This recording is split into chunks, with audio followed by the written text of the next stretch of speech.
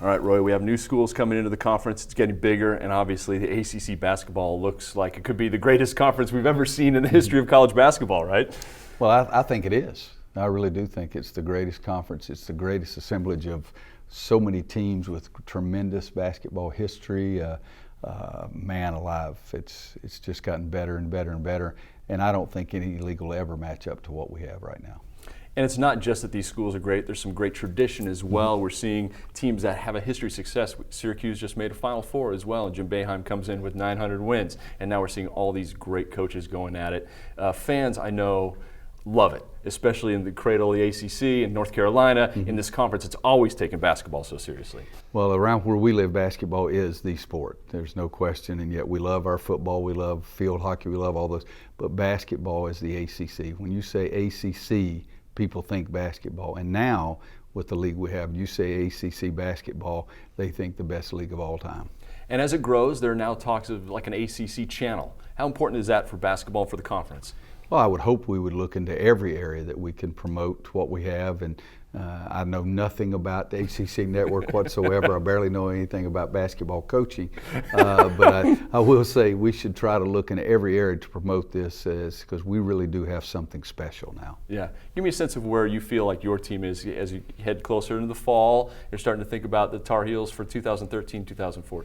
Well, you know, it's going to be an interesting year. I'll put it that way to start with. We have 2 or 3 guys that were tremendously important to our team last year that are back. Marcus Page, P.J. Harrison, James Michael McAdoo. They've got to continue to improve. The new kids coming in, the freshmen, they've got to improve from what they were as high school players. But every school and every conference is faced with that. But we feel good about what we have. But we need the Leslie McDonald's, the Joel James, the Bryce Johnson. We need those guys to step up and be big-time players for us too. I think one of the things North Carolina fans really love about you is you're emotional, you're openly emotional, you have a great relationship with your players, so then it's hard for a guy to leave early like Reggie Bullock. That was hard, there's no question. I've had 12 guys leave early, I think, in the last 9 years, and every one of those previously I knew was going to be a #1 draft choice. I don't know that completely for sure about Reggie, and so that's scary.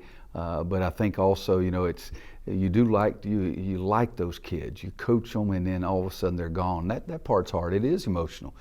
You know, I've had some guys leave after 1 year, more guys leave after 2, even more guys leave after 3, and it always leaves a void in your program because you really enjoyed working with that youngster, and you would like to see them leave with a tremendously winning team, a national championship kind of team, but you'd also like to see them leave with that degree in their hand.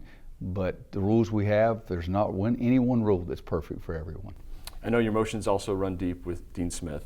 Talk about your memories of him, and I guess maybe your first memories of Dean Smith at North Carolina and how that shaped the relationship you guys have had over these decades. It's easy for me. My high school basketball coach Buddy Baldwin played for Coach Smith on the freshman team for a while, and he was my high school coach, my U.S. history teacher, and he talked in such glowing terms about Coach Smith and what he was as a person, what he was as a coach. So that's when I first started hearing about it, when I was in high school, and then as a student there, and then later on becoming back as assistant for 10 years.